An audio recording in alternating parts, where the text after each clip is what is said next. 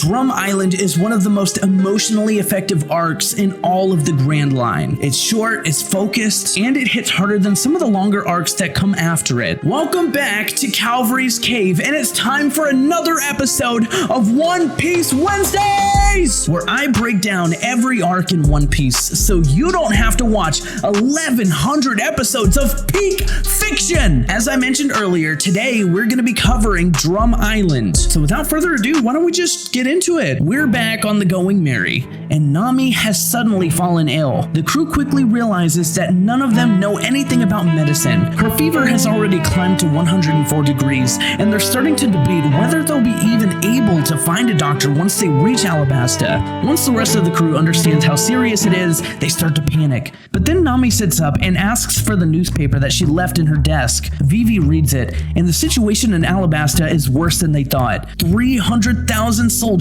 have defected from the Royal Army and joined the rebels. With that many defecting, the balance of power has clearly shifted. Nami admits she was trying to keep it from Vivi so she wouldn't worry. Vivi immediately understands what's at stake. If this continues, Alabasta is finished, and Crocodile will take over. Even through the pain, Nami still manages an impressive display of her navigational skill. The sea looks calm, but she forces herself to stay focused and steers the ship clear of a massive storm that would have wrecked them. Vivi finally realizes just how sick Nami really is. Pun intended. Nami doesn't just read the wind in the sky, she can feel the weather in her bones. It leaves Vivi in complete awe. By the next day, the crew finds themselves sailing through freezing cold. Just then, Zoro spots somebody standing on the water. The crew is confused at first, but it turns out that he wasn't seeing things.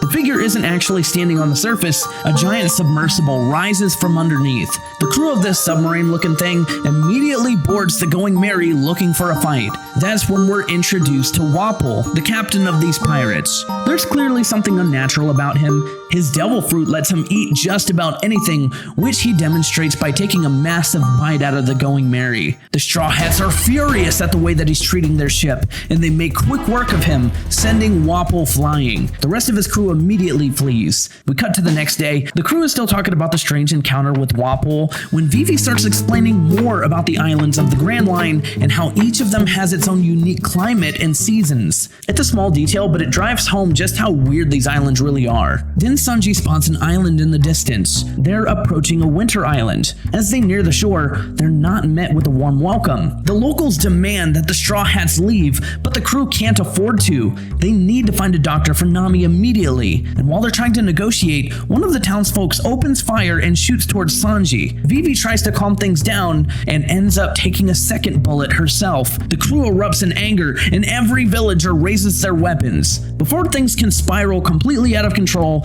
Vivi manages to stop Luffy. She tells him to think about Nami and what will happen if they start a fight right now. Luffy immediately backs down, apologizes, and begs them for a doctor. The man in charge agrees to take them to the village, but he warns them that there's only one doctor left in the entire country, and according to him, she's a witch. As the rest of the crew heads off with this strange man, Zoro and Karu are left behind on the Going Merry. Zoro decides to use this downtime to start training. Back in the snow-covered village of Bighorn, it becomes immediately clear that none of these people are actual soldiers. They're just regular villagers trying to protect what's left of their home. The man leading them has a strong reputation among the locals. His name is Dalton, the former captain of the Kingdom's Guard and the current protector of the island. He apologizes for the hostile welcome. Dalton then asks Vivi a pointed question. He has a feeling that he's seen her somewhere before. Not wanting to blow her cover, Vivi quickly brushes it off. Nami's condition has gotten even worse. Dalton immediately recognizes how serious the situation is. When Sanji asks where the witch doctor is, Dalton simply points out the window towards the mountains. Those mountains are the Drum Rockies. At the very top of the highest peak sits a castle. Right now, that castle has no king. The only doctor left in the country, Dr. Kureha, the one that people call a witch,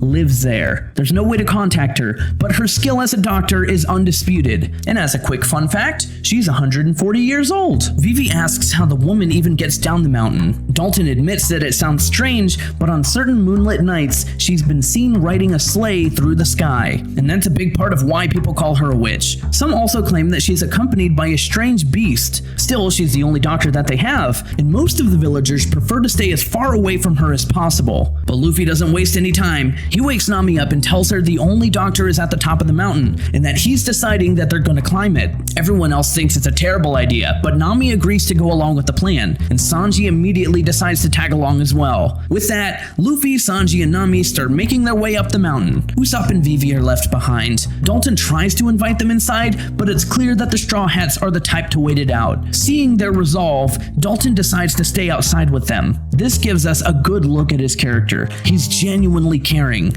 And while they wait, he shares a story with Vivi and Usopp. A long time ago, this country actually had many doctors. Circumstances forced nearly all of them to leave, and only a few months ago, the island was attacked by pirates. For those of you who are still listening, pay close attention to this next fact. Usopp and Vivi finally learn why the people are so hostile towards pirates. The mere mention of them still makes the villagers uneasy. Dalton explains that there were only 5 of them. Their captain called himself Blackbeard. They were immensely powerful, and the island never stood a chance. Keep this Blackbeard character in the back of your mind because he is seriously gonna matter in the future. Dalton continues, some people actually consider the attack a strange kind of blessing. Before those pirates arrived, the island was ruled by a king, and the people were miserable under him. This place used to be called Drum Kingdom, and the king's name was Wapol. Usopp and Vivi are visibly shocked. They just ran into him. Usopp fills Dalton in on what happened with Wapol on their ship, and meanwhile, Vivi starts to remember Wapol from when she was a child. Her father once took her to a meeting of kings. Dalton is shocked by this and presses her for more details about who she really is, but he doesn't get a clear answer just yet. He continues explaining that when the pirates attacked, Wapol's army didn't even try to fight. The moment they saw how strong those 5 pirates were, they abandoned the country completely. The news clearly upsets Vivi. With no king left, the people of Drum Island are now trying to reunite and build something new, which is exactly why the thought of Wapol returning terrifies them. We start cutting back and forth between Luffy's group climbing the mountain and Usopp's group back in the village. A lot of smaller moments happen during the climb, like their encounters with some monstrous rabbits, but most of it isn't crucial. There is one detail though that fans still use to theorize about a certain character, but of course we're gonna leave that part to the future. What's most important is a strange comment that Luffy makes while they're trekking up the mountain. He casually tells Sanji, by the way, did you know that people who live in snow countries don't sleep? It's an incredibly small detail, but this is another one of those moments where Oda's writing is just next level, and that line becomes relevant so much farther down the road. Then we shift to a different town called Cocoweed. A child is crying for reasons that aren't immediately clear until the so-called witch and the strange creature that accompanies her finally appear. This is our first real look at Dr. Kureha and Tony Chopper, the reindeer who's always by her side. Kureha quickly shows off her skill, treats the child, and then leaves just as suddenly as she arrived. Dalton soon gets word that Kureha is in Cocoweed and immediately jumps on a sled with Usopp and Vivi to try and catch her. At the same time, Luffy and Sanji are still fighting their way up the mountain, dealing with a pack of aggressive rabbits. Meanwhile, Wapol has already made it back to shore and is heading straight for the castle, determined to reclaim his power. We're briefly introduced to 2 of Wapol's subordinates, Chess and Kuromarimo. They're not particularly important, so it's best you just forget about them. Back in Cocoweed, Dalton arrives just a little too late. Kureha has already left. Moments later, a civilian rushes in with urgent news. Wapol is back. Dalton doesn't hesitate. He takes off immediately to confront him, and we get our first real look at his transformation, revealing that he's a devil fruit user himself. The villagers quickly arm themselves and prepare for a fight. Usopp and Vivi decide to head in the direction that they believe Kureha went, but they end up getting lost in the snow. Dalton eventually catches up to Wapol's group and tries to take him down right away. During the confrontation, we learn what happened to the rest of the kingdom's doctors. They're all currently working under Wapol. After some back and forth, the fight continues, and we get the full reveal of Dalton's power, the Ox fruit, model bison. This moment actually does give us some really important One Piece lore. It's confirmed that Dalton's fruit belongs to the Zoan family. Just to keep it simple, Zoan-type devil fruits grant you the abilities and characteristics of an animal. Wapol knows exactly where to hit him, turns his attention towards the civilians, and Dalton is forced to throw himself in front of the attack to protect them, bringing the fight to an abrupt and unfortunate end. Meanwhile, all of the noise Luffy and Sanji have been making higher up in the mountains triggers an avalanche. There's an avalanche, and there's also an avalanche right here, and don't forget about the avalanche. And have I mentioned the avalanche? Wapol uses his giant hippo to force his way through the snow and eventually catches up to Luffy. After a short confrontation, it becomes clear that Luffy has somehow managed to befriend the giant killer rabbits. They end up helping him out, giving him the opening that he needs. This leads to one of the most emotional stretches in the entire arc. Luffy reaches the base of the final climb and realizes the only way up is to scale the mountain himself, while carrying both Sanji and Nami on his shoulders. The sequence is brutal. You can see how hard Luffy is pushing himself. His fingers start bleeding. His skin grows pale from the cold and the strain, but he refuses to stop. Eventually, he makes it all the way to the top of the castle and collapses. And just before he loses consciousness, a strange little creature reaches out to help him. After the avalanche, we get a few comedic moments with Usopp and Vivi before they finally regroup with Zoro. The three of them head back towards the village, where Zoro takes the opportunity to knock out one of Wapol's soldiers and steal his clothes. Back up at the castle, Nami finally wakes up. She spots a small, friendly-looking creature nearby, who immediately panics, runs away, and tries to hide behind a doorway in the most awkward way possible. Just then, Dr. Kureha walks in and checks on Nami's condition. Her fever is improving. Kureha explains that Nami was bitten by a prehistoric insect, and Nami instantly realizes where it must have come from. Nami says she's starting to feel better and tries to leave, but Kureha shuts that idea down. She's not letting anyone walk out of her care until they're either fully recovered or dead. Meanwhile, Luffy and Sanji are already back on their feet and chasing after the little creature. To them, he looks suspiciously like food. We get a short flashback showing how Chopper and Dr. Kureha found Luffy, Sanji, and Nami on the cliff. Even while Luffy was on the brink of collapsing, his only request was that they save Nami and Sanji first because they're his friends. Chopper eventually gets tired of being chased and transforms, revealing that he ate the human fruit. It allows him to do anything that a human can do. Kureha mentions that she's the one who taught him everything that he knows about medicine. Later, Luffy tries to recruit Kureha, but she turns him down immediately. Off to the side, Chopper is quietly listening in. Luffy and Sanji catch him eavesdropping and immediately start chasing him again. Chopper eventually slips away and goes back to check on Nami. We get one of his cutest character traits here. Every time someone compliments him, he does a little happy dance. Nami asks if he's the one who's been taking care of her, and when she suggests that he could come with them, Chopper shuts it down. He's a reindeer, he can't live with humans, and he even asks if his appearance bothers her. Once the scuffle between Luffy, Sanji, and Kureha dies down, she joins the conversation. She tells them that it won't be easy to convince Chopper. He carries a deep wound in his heart that no doctor can heal. When he was born, his own parents rejected him because of his blue nose. He was forced to live on the outskirts of the herd even as a child.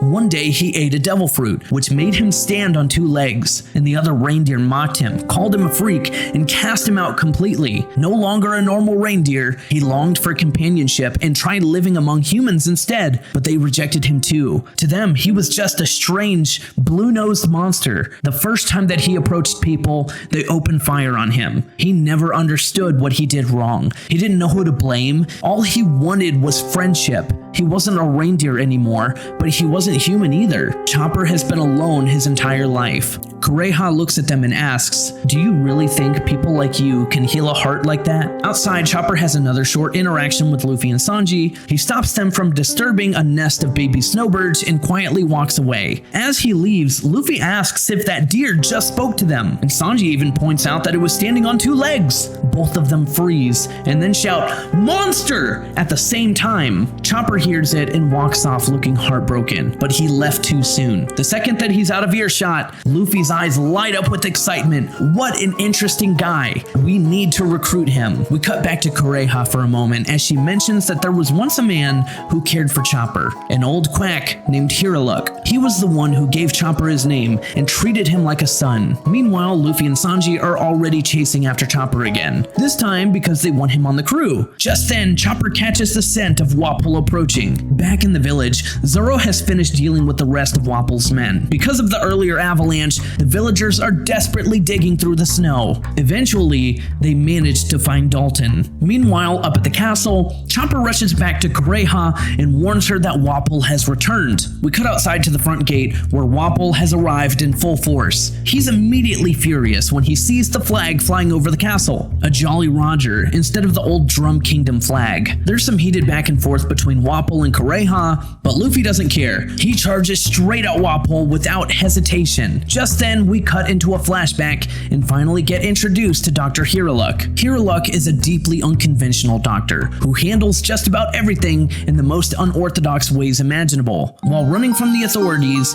Hiraluk stumbles across Chopper, bloodied, battered, and completely alone. He tries to help, but Chopper's past trauma kicks in immediately. He panics and punches Hiraluk before trying to run away, and instead of giving up, Hiraluk resorts to some truly bizarre tactics to get Chopper's attention, and somehow it works. Chopper finally lowers his guard. We then cut to Hiraluk's shack. Chopper gets patched up and he starts eating a real meal for the first time in a very long while. This simple act of being cared for is too much for him, and he breaks down in tears. Throughout this backstory, we get several sweet montages of the time that Dr. Hiraluk and Chopper spent together. Meanwhile, back at the castle, Dalton confronts Wapol about the way that he's been running the kingdom ever since his father's death. Dalton admits that the only reason that he stayed loyal for so long was because of the debt that he owed Wapol's father. We then cut into another flashback from Dalton's past. He once accompanied Wapol to a meeting of kings at the Holy Land of Marijois. This is our first time seeing Marijois, so it's very important that you keep this place in the back of your mind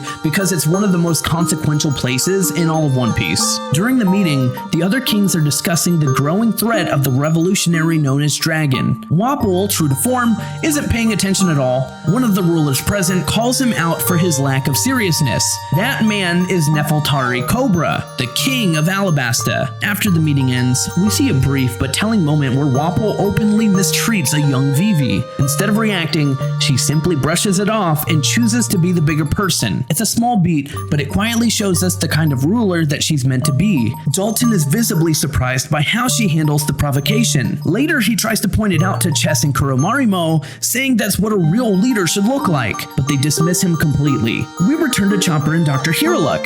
Hiraluk shares his dream with the young reindeer. He tells the story about a man with an incurable disease who was miraculously healed after coming across cherry blossoms. To Hiraluk, the story means something simple but powerful. There is no such thing as an incurable disease, and he states that he's going to be the one to save this country, and that's why he flies his own Jolly Roger, a skull covered in cherry blossoms. The flag rejects the idea of impossibility, and this is Chopper's first real introduction to the idea of pirates. A year passes, and one day Hiraluk suddenly decides to kick Chopper out. He tells him that his treatment is complete and that he's free to go, claiming that he has important work that requires him to be alone. When Chopper begs to stay, Hiraluk makes the separation permanent in the cruelest way that he can. Tears fill both of their eyes. It's one of the most emotionally devastating moments in the entire arc. We cut to a later conversation between Dr. Hiraluk and Dr. Kureha. Hiraluk tells her that he's dying and he needs more time. Those 30 years of research can't be for nothing.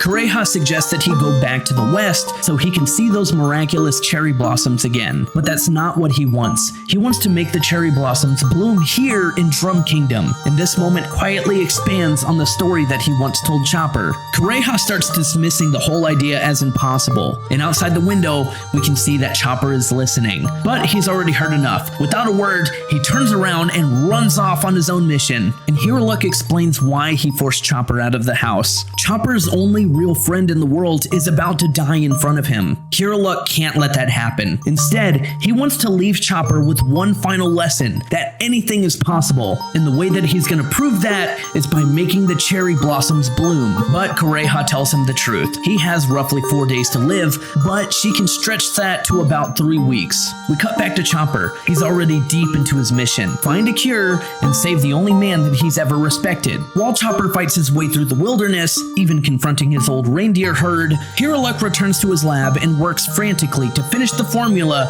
he hopes will one day cover the kingdom. A week later, Chopper finally stumbles home, broken and exhausted, but clutching the mushroom that he believes will save Eiichiro Oda's life. He's so proud. He found it for him. Chopper begs Eiichiro Oda to stay alive, and he wants to become a doctor too. He wants Eiichiro Oda to teach him. And at the same time, far away in the castle, Wapol gives the order to apprehend and execute Dr. Eiichiro Oda. Eiichiro Oda pulls Chopper into a tight embrace and tells him that of course he can become a doctor. He already has the most important qualification of all, a big heart. Eiichiro Oda takes the mushroom and turns it into a stew, and he jokes that it tastes terrible, but that's exactly how it should be. Good medicine always tastes bad. That's how you know that it works. He tells Chopper that he already feels much better. A genuine smile spreads across Chopper's face. Then Chopper glances over at Eiichiro Oda's latest experiment, and the reaction inside of the flask stops the doctor. This is it, the exact result that he's been chasing for 30 years. His work has finally succeeded.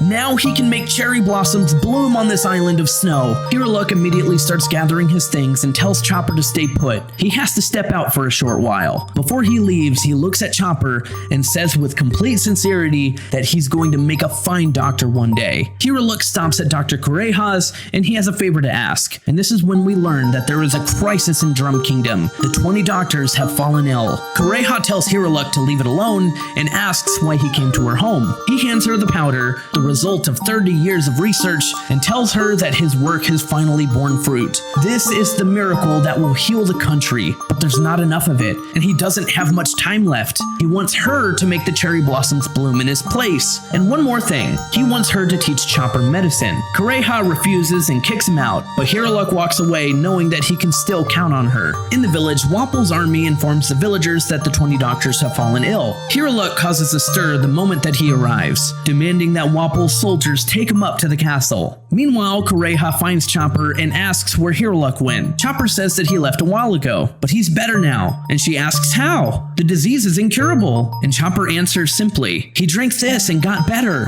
The look on Kureha's face says everything. As Eiichiro Oda continues towards the castle, Kureha is furious. She throws Chopper across the room and tells him the truth. That mushroom was pure poison. Anyone who eats it dies within an hour. Chopper refuses to believe her. The doctor said he felt better. There's no way that he can die. You must be lying. And tears fill Kureha's eyes. What Chopper did clearly touched Eiichiro Oda deeply, but the skull and crossbones in the textbook never meant hope. It meant poison. Chopper misread the symbol and sealed Eiichiro Oda's fate. And then she gives him the hard truth that he needs to hear. A kind heart alone won't save lives. You have to gain knowledge and real medical skill. Without those, you can't save anyone. Chopper breaks down completely, and we finally see Wapol's real plan. The claim that all 20 doctors had fallen ill was nothing but a lure, a trap designed to draw Eiichiro Oda to the castle. Kureha tells Chopper that he won't be coming back. He's gone to make the castle his grave. But Chopper can't just sit here and do nothing. He takes off, racing through the snow towards the castle himself. At the gates, Eiichiro Oda stands tall and declares that he's come to save the 20 doctors. But Eiichiro Oda's confused. The 20 doctors are standing right there, perfectly fine. Wapol bursts out laughing and mocks him for not figuring it out sooner. Dr. Eiichiro Oda has just raced straight into his own execution. You can see the pain on Dalton's face. Eiichiro Oda is completely stunned as Wapol orders his immediate death. And then, to everyone's shock, Dr. Eiichiro Oda drops to his knees and smiles. He's happy. No one was actually sick. It was only a trap meant for him. There was no national emergency. That alone is enough to make him glad. But Wapol is hurt enough. He orders the soldiers to shoot him. And this is where we get one of the greatest monologues in all of One Piece. Eiichiro Oda raises his hand. Forget it. You can't kill me. He looks straight at Wapol and asks, when does a man die? When he's shot through the heart with a pistol? No. When he's stricken with a deadly disease? No. When he eats soup made from a poisonous mushroom? No. A man dies when he is forgotten. forgotten. I may disappear, but my dream will live on, and the ailing hearts of the people will be healed. Tears run down Dalton's face as he asks what will become of this country,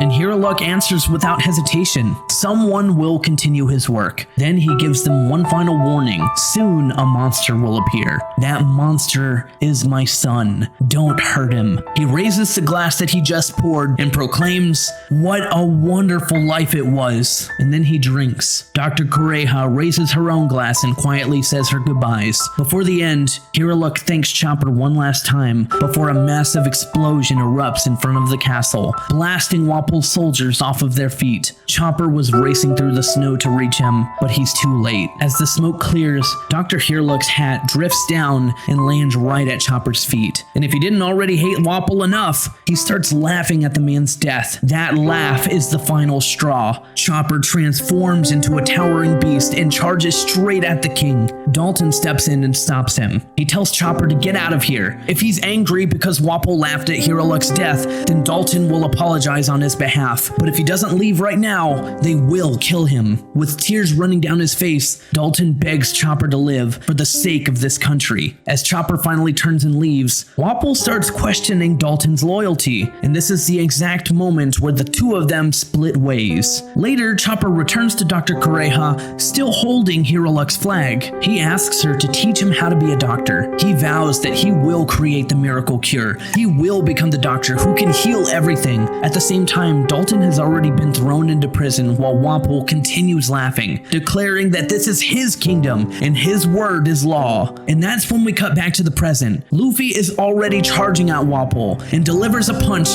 that the so-called king will never forget. From this point on, the remaining of the arc kind of devolves into a fight between Wapol's forces and the Straw Hats, and Wapol and his crew are clearly outmatched, so there's not much tension to this fight. Still, there are a few moments that stand out. Dalton is in rough shape after everything that's happened. The 20 doctors who had been forced to serve under Wapol this entire time finally reveal themselves as the good guys that they always were. They've been held against their will for years, and the moment that they're free, they use their medical skills to treat Dalton and pull him out of the snow. During the chaos, Wapol tries to destroy Chopper's flag, the same Jolly Roger that once belonged to Hiruluk, and Luffy tries to restore it to its former glory, but Wapol takes another shot at it. And what follows is one of the strongest images in the entire arc. Luffy standing firm, still holding Hiruluk's flag high, refusing to let it fall. He declares that the skull and crossbones are a symbol of faith, and that faith is unbreakable. And you can see how deeply this moment lands on Chopper. Chess and Kuromarimo try to break him further,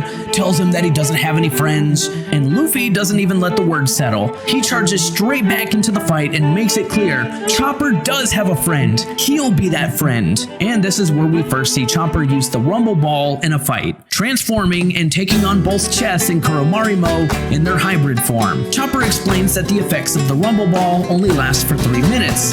That's all he needs to finish this fight. And this moment also gives us some more lore about Zoan-type devil fruits. As I mentioned earlier, Zoan fruits grant the ability and characteristics of an animal, and it normally comes with 3 distinct forms: the human form, a full animal form, and the hybrid form. That's the standard for most Zoan users. But Chopper's Rumble Ball changes everything. It's a medicine that he developed that temporarily modifies the transformation powers of his devil fruit. And after 5 years of research, he discovered 4 additional forms. From this point forward in the series, he does refer to his forms as points, like your human point, guard point, arm point, you get it. Throughout this fight, we get introduced to nearly all of them. The one that stands out the most, at least in my opinion, is Brain Point. In this form, Chopper reverts back to his small size, leaving himself vulnerable, but it sharpens his mind and lets him analyze his opponents to find their weak points. And that's exactly how he takes down both Chess and Kuromarimo. After that, we get an extended fight between Luffy and Wapol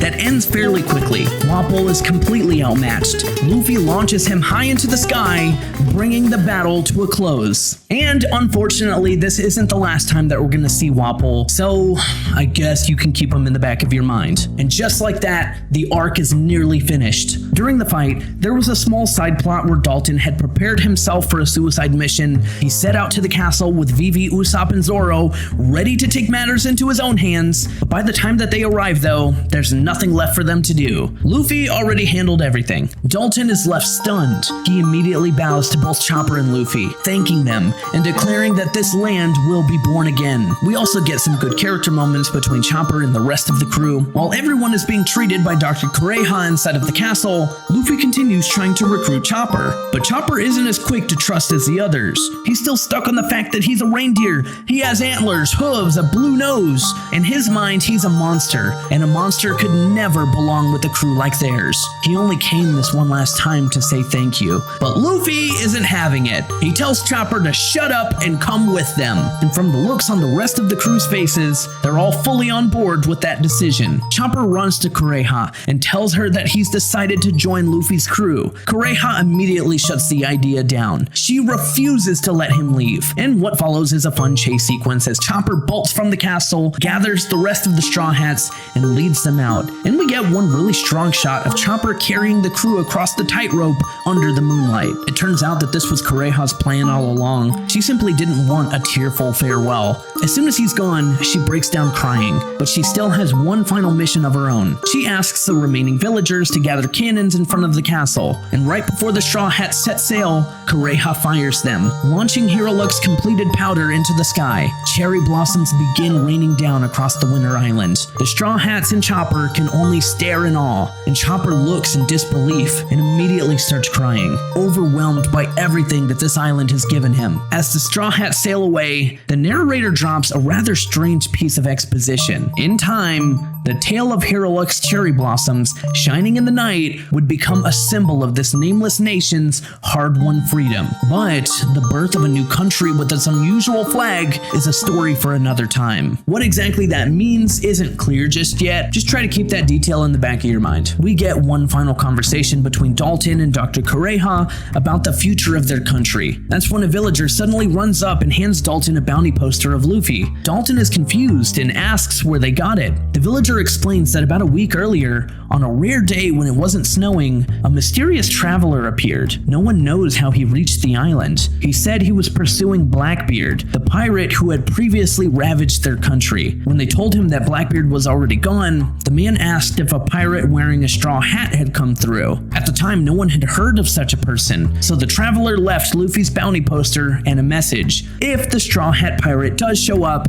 tell him that he'll be waiting in Alabasta for 10 days. Before leaving, he revealed his name as Ace, before immediately running off because he never paid for his food. Right before we say goodbye to Drum Island, Kureha asks Dalton a quiet question. Have you ever heard of Gold D. Roger? And Dalton looks confused. Don't you mean Gold Roger? There's not a soul in the world who hasn't heard of him. And Kureha answers in a weird way. Is that what he's called now? She looks down at Luffy's bounty poster and remarks that their little reindeer is going to get more than he bargained for. And then, almost under her breath, she says, so the will of D lives on. You're gonna hear that phrase a lot in this story. The will of D is one of the biggest mysteries in all of One Piece. And a lot of people believe that the will of D will finally be explained once they reveal what the One Piece is. So whenever the will of D is mentioned, feel free to turn on your radar because what they're about to say is probably gonna be very important. Out on the ocean, the Straw Hats are celebrating under the moonlight. Chopper is already starting to fit in. We also learned something useful about him. Because he was born a reindeer, he can still communicate with animals. Even after eating the human fruit, he can talk to creatures like Karu. He's also clearly impressionable, quickly copying whatever Luffy and Usopp are doing. Everyone raises their glasses to officially welcome their newest crewmate, Tony Chopper. We then cut back to Little Garden for a quick update on what's been happening while the Straw Hats were on Drum Island. This is our official introduction to Mr. 2, Bon Clay. He's been sent out to eliminate Mr. 3, but he arrives too late. Realizing the situation, he decides to head back to Alabasta at full speed, knowing that if he fails, Mr. 1 and his partner will come after him. He needs to find Mr. 3 as soon as possible. Finally, we get a brief look at Alabasta itself. Mr. 0 is speaking with Miss All Sunday. Pirates are running wild across the kingdom. Miss All Sunday asks if he's going to deal with them, and Mr. 0 simply replies that he has to keep up appearances. The 7 warlords of the seas are pirates who crush other pirates. They're seen as heroes by the public. And with that, the stage is fully set. The Straw Hats are officially on their way to Alabasta, which is one of the longest arcs that we've had up until now. I think it is the longest arc that we've had up until now. But before you go, I do want to leave you with a couple of questions to keep in the back of your mind as we continue through the story of One Piece. Question number 1, what is the Will of D? Question number 2, who is Ace and why wasn't it snowing when he arrived in Drum Kingdom? Question number 3, why is Ace after Blackbeard? Question number 4, who is Blackbeard? And question number 5, why does Ace want to meet Luffy? How are they connected? Thank you for sticking around to the end of the video. If you have been enjoying the series but you do want to start the manga, you are free to start at chapter 155. If you would rather continue with the anime, you can start at episode 92. But yeah, I think that's everything that I got for you guys in this video. Don't forget to like and subscribe, hit the bell for notifications so you don't miss a future upload. You guys stay beautiful, and I will see you in the next video. You still here?